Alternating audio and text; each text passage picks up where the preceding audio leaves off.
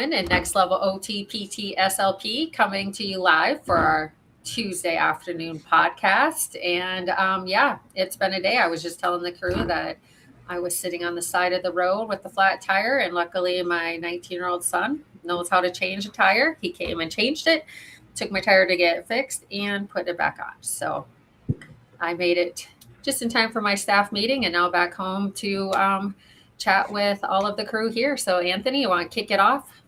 Yep, absolutely. Great to have you guys. And we're going to just jump into it right here. If you are catching us live or if you're watching the replay, drop some questions down in the comment section. If you got burning questions, we'd love to kind of answer those here together. But otherwise, we want to look at first, what should you focus on when you're starting a private practice and you have a limited budget? What should we prioritize and where should we really set our sights on?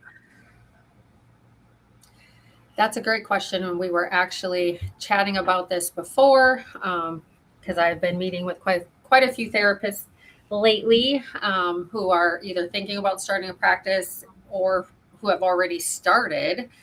And I really love going the mobile route if it's a possibility, because you're able to save a lot on expenses and you're able to build your caseload up versus going full in on a clinic space with no idea what you're doing, no clients. We've seen a lot of people get themselves in way over their head. So if money is an issue, I love the mobile route to get up and going first, and really think about where you need to invest. I mean, you're going to get yourself so much farther by investing in education and training and building up your foundations and getting a good, stable base. And you don't need a fancy website. You don't need the best logo. You don't need to spend a bunch of money on business cards. You don't need to send out letters that might not ever get read. There's a lot of other things you can do that are going to bring more value in the long run. Megan, thoughts?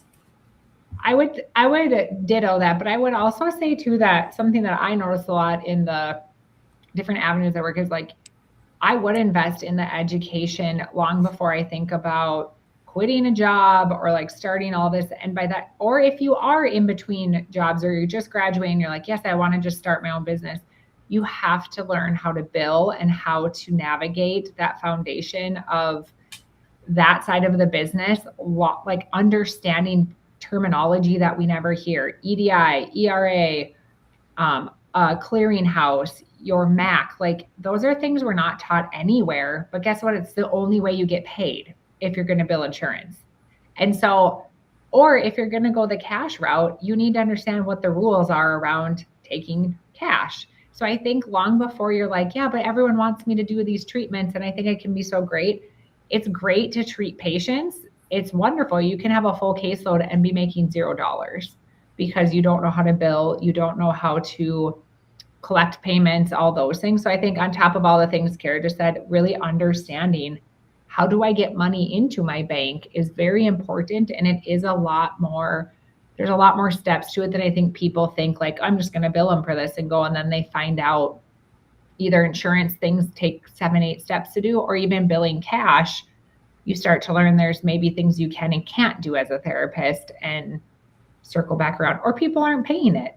So you went and rented this beautiful space to bill cash-based services and everyone's like, now I can get that through my insurance, or I can get it from here for cheaper. So yeah, I think that's a huge one. One thing that you said that sparked something in my mind is also do your due diligence and go reach out and talk to people before. I mean, I didn't pull the trigger until I reached out and talked to people that I knew in the community to make sure it was going to be viable, that I was going to have clients. And I actually had a referral source committed before I did open my doors, versus sometimes some people come in completely out of the blue with nobody knowing what they're doing or no referral sources, and they find it takes a lot longer to get referrals. So that could be something else. If you are on a limited budget and you want to make sure it's going to work, there's a lot of things you can do beforehand before even committing. So Alicia? Yeah, and that ties right into what I was going to say. One of the cheapest and best ways to build your business is to network, and that does cost time, but it doesn't cost money. And so you can find little bits and pieces of time to start that well before you go through all the other processes of even setting it up legally. That, because some of that stuff can take a long time, especially if you are going in network. You can start to build up those potential referral sources right away, and even, like Kara said, put those ideas out there to see if there's an interest. And then you're also marketing at the same time if you are moving forward. So that's one of the cheapest things to do. Yeah. We just had a therapist that just started our program, and unfortunately, she has to start all over because the business that she created in her state wasn't the appropriate business structure in her state. So again, it's really important to find someone that knows and understands OT, PT, SLP therapy practices, and make sure that they actually have built viable therapy practices and really, have a team behind them, because we can't rely on social media for this stuff. So a lot of people try to do it cheap, but it ends up costing them a lot more in the long run. Anthony, what are your thoughts on all of this? And I don't know if you guys if you've seen this or can relate to it, but I find that therapists kind of come into this and think they need to appear bigger than they are.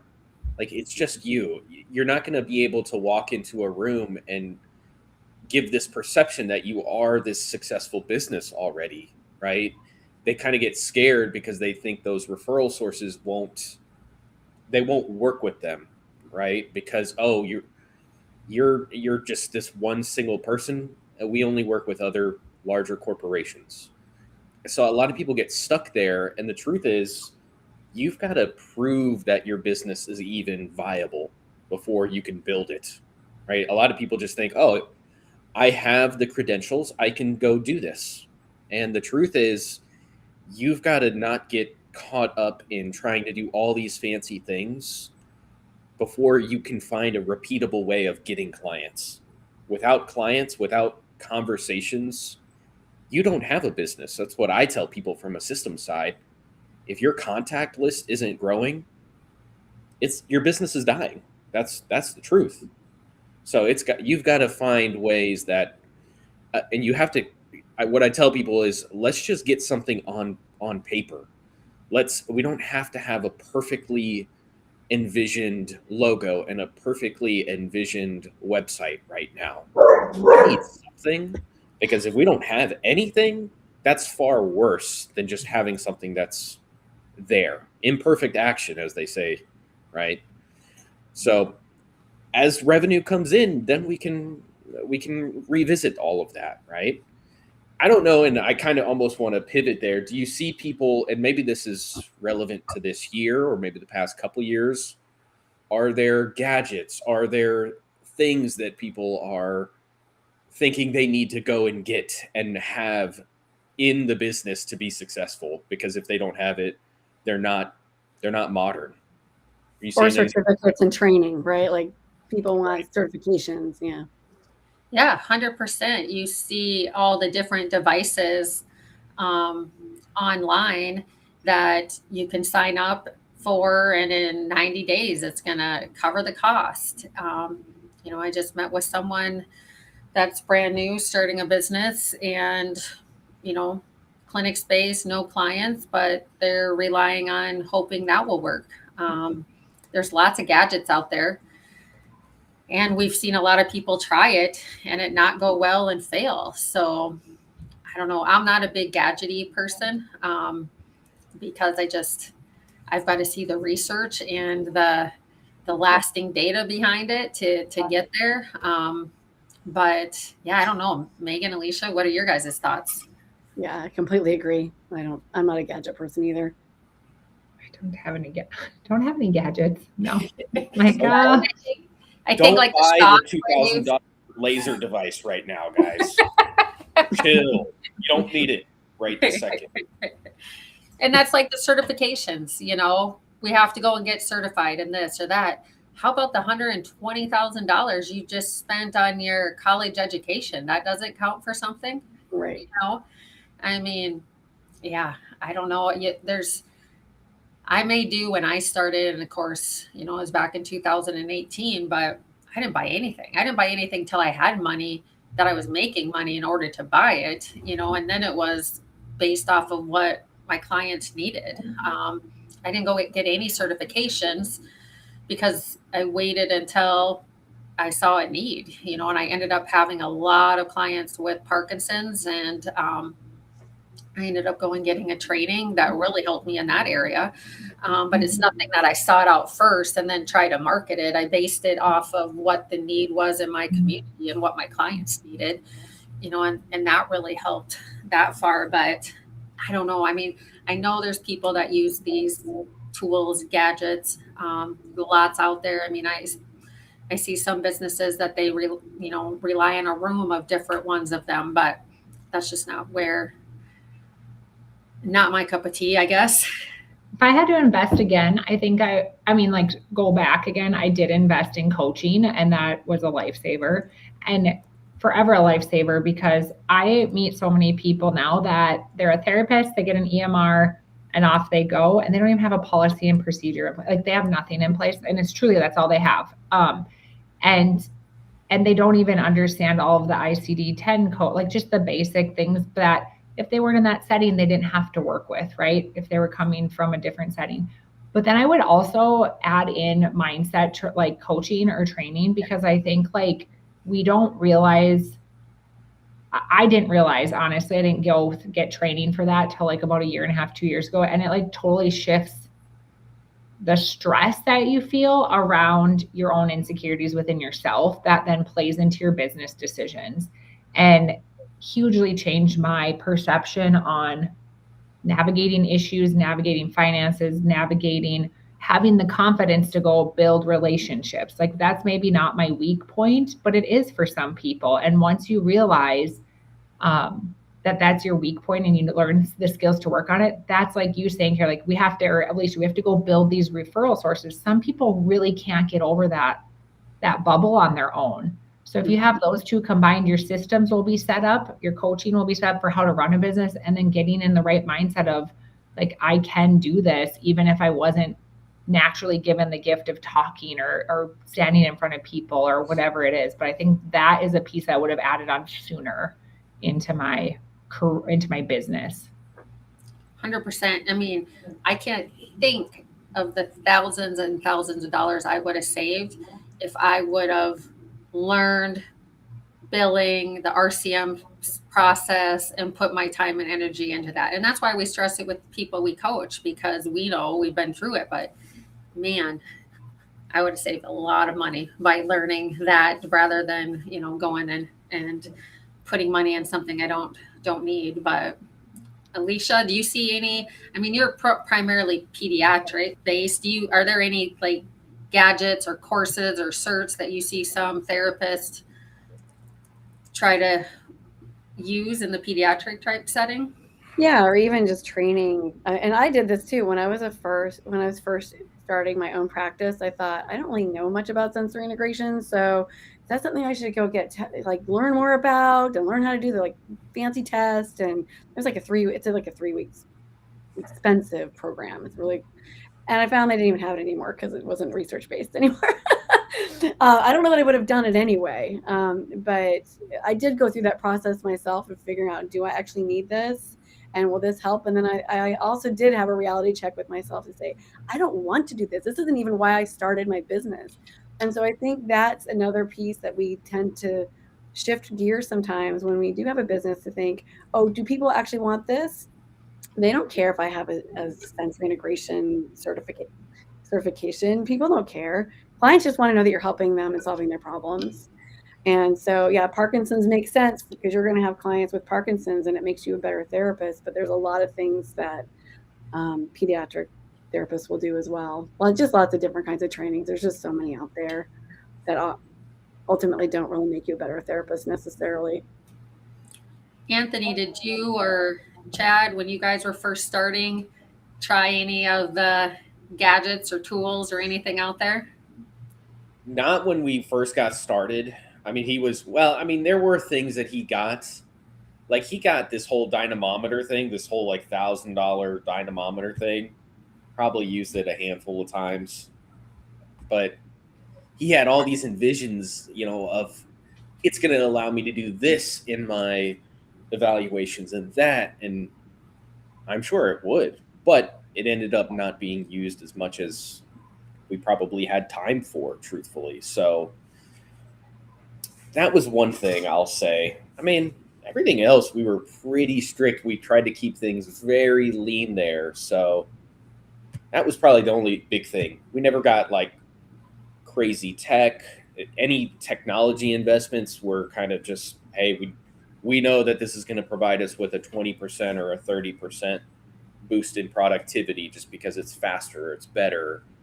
But there wasn't all these, well, we just want it because we want it, right? No. Yeah, I see that you need to, would you use it yourself? I mean, do you really feel it's valuable? Do you honestly have other people that you feel it's going to help? Is there research evidence behind it? Or is it one of these things that's popping up and getting traction right now on social media that's going to be gone in another year? So, think about long term here, and also think about what you want to do, because I see some people that really are interested, really want to work on older adults, but then maybe they see the shockwave system and they're like, oh, well, I could make a lot more money on it, but it doesn't really fit with their population. I mean, you need to make sure it works with who you're working with. Otherwise you're all over the place. So yeah, probably not the best crew to talk to about it, because I think we're all pretty much on the same page with some of those items, until someone can prove me wrong. So if you're watching, listening, and you can 100% prove us wrong, share. We love that. We'd love that. Yeah. I will say another thing in pediatrics that people want to do is have a big fancy sensory gym. And I had like a 10 by 11 room. That's how I started. It was a tiny space, and I'm an effective therapist, and I did great therapy in that little room, and I didn't need a swing, and I didn't need fancy climbing stuff, and I didn't need all these things. And my philosophy was that if they can't do it at home, what good is it for them to do it here? And so I think that's another mindset that you have to have when you are putting things together. So some modalities, maybe they are helpful, and if there's research behind them, that's great. But there's a lot of things that are so trendy that if people can't do it every day and it's not going to help them because they're not getting it frequently enough, then it's also a waste of money. It's not actually helping people. Yeah, 100%. I will say, because you guys will probably see this coming out, but in our new clinic space, I am putting up a harness system, but I was able to figure out a harness system that was more affordable that we could utilize. And I've done a lot of research and background about being able to utilize it so we can really challenge people's balance beyond what we can do just one-on-one. So, and I will say that, again, it's been many years and I have the funds available to do it. So I'm not doing it hoping it will make me money, I guess I should say. So just in case, because you might see that coming pretty soon in future video.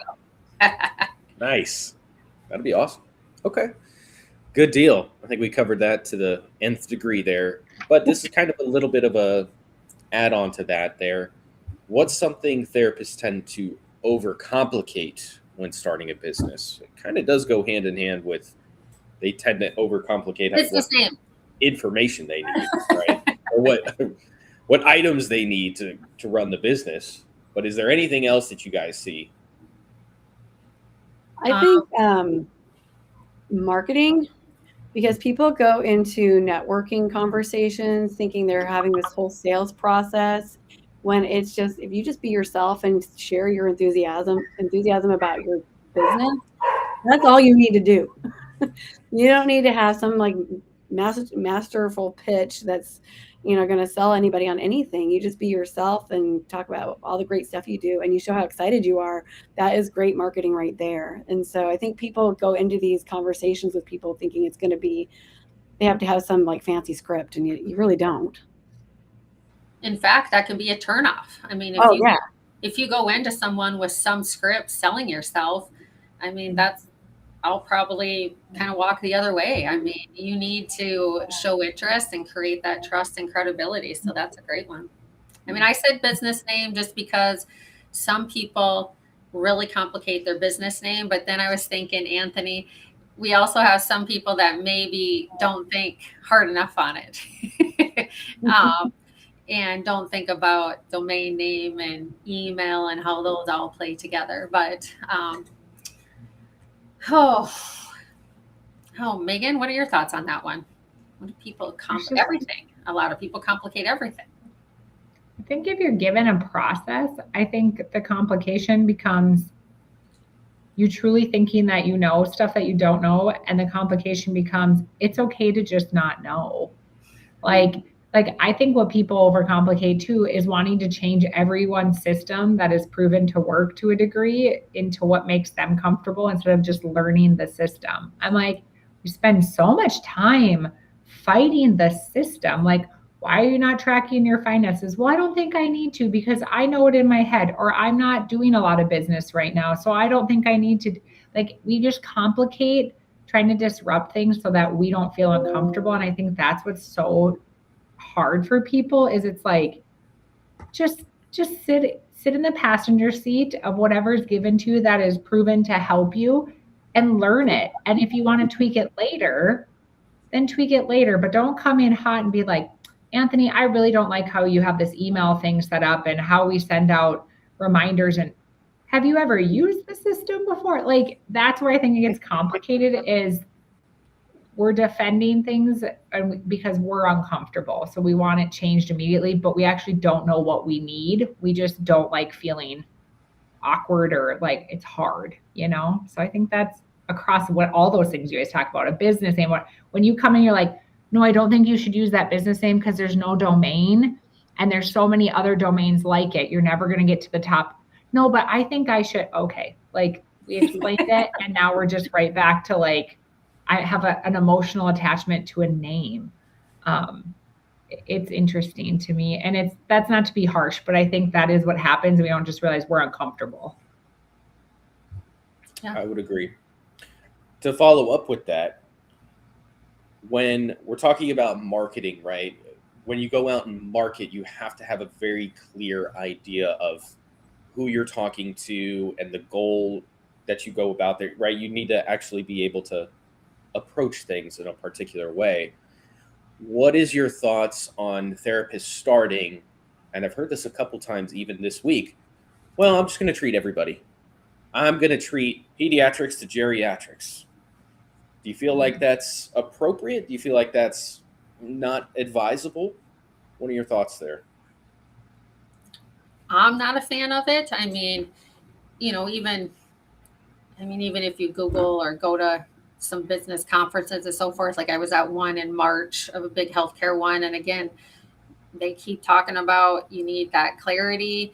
You need to niche down. You don't want to save the world. If you can focus in on one thing and become really good at it and everyone knows what you're good at, they can send those referrals that way. But if you're all over the place doing everything, no one really knows what you're good at.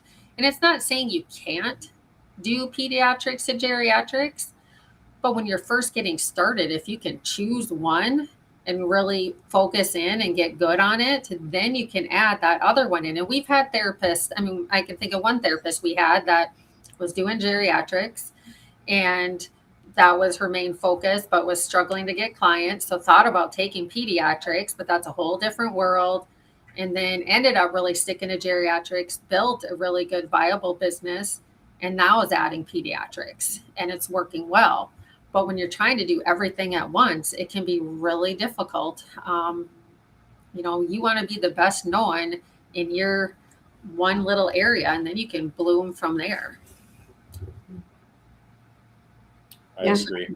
Any other thoughts on that one? Yeah, I would say the exact same thing.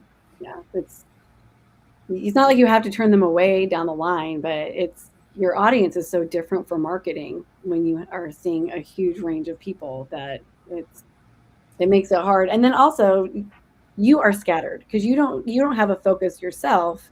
And so you're not using your time wisely because should you be marketing to the pediatricians or should you be marketing to the geriatricians, so you can be wasting a lot of time.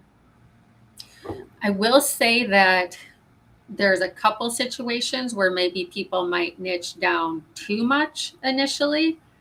So we help a lot of therapists that do home mods, home safety assessments, and sometimes they come in and they only want to do that, and they have a little tough time getting started. But when they open it up a little bit and they start bringing in, kind of the older adult population and include home safety assessments, and we pull in all of these different areas, the grants, the state waivers, these different programs like Guide and so forth, and they have multiple streams of revenue. But sometimes some people try to maybe niche down a little too far. So we might have to widen it just a tad. Have you guys seen that with any of the ones that you guys have worked with?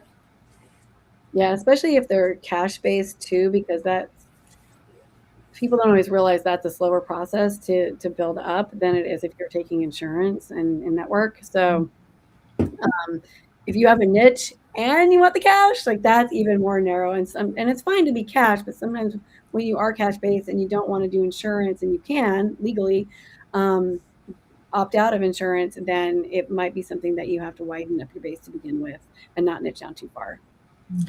The other thing I thought about that a lot of people don't think about is, like, for say our geriatric population, when you're figuring out and developing your KPIs, so you know how many clients you need to see, so you know how much money you're going to make and so forth, it also makes a difference, like once you evaluate a client, how long you're going to see them. And with a lot of our older adults, maybe with dementia, Parkinson's, they tend to be on a longer treatment plan, which then you don't have to bring in as many referrals to maintain your numbers. However, we've had some therapists that were really niched down, like say women's health, pregnancy only, or pre or post only, and they maybe only see them 4 or 5 times.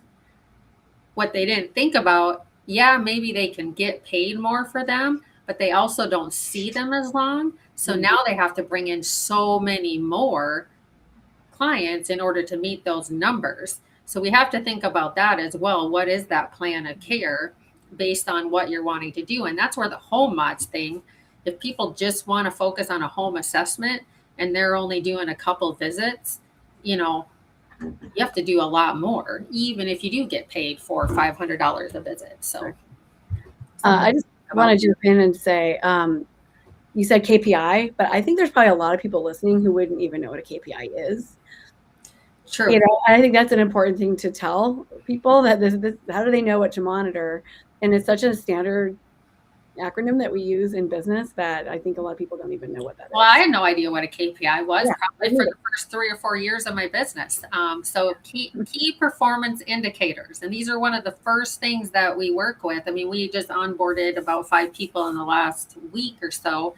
And again, we're starting right away with determining these numbers, because one, how much are they expecting to make, or how much do they need to make in order to make this viable? Well, we need to figure out how many clients they need to see a week in order to make the business viable. If we don't know those numbers, how are we going to, move forward with anything, really? So yeah, good point. Key performance indicators are huge. If you have a business and have no idea what they are, definitely watch some of our YouTube videos. We talk about it. If you're new to a business, do your research and learn the main ones you need. Awesome. I'll just say, and we're coming up on time there, so just to wrap up, with everything we talked about, cost-wise, starting the business and the complexity of kind of running it or starting, just find clarity, right? Understand your audience, understand what you're going in to do, understand what your business model looks like, and don't overcomplicate it. Don't feel like you need to go out and spend all this money to give this perception, get car decals and all the things just to be presentable. You are going to be presentable just by the way that you carry yourself. So work on you, and the business will grow and be proven as a result of that. Anything else there that we want to wrap up with? Nope, I think that's awesome. So those of you watching or listening on replay, please comment below, share your feedback, or ask additional questions, and we can talk more about them next time. So I think that's great. Thanks, Anthony. Absolutely. We'll see you guys next week. Have a good week.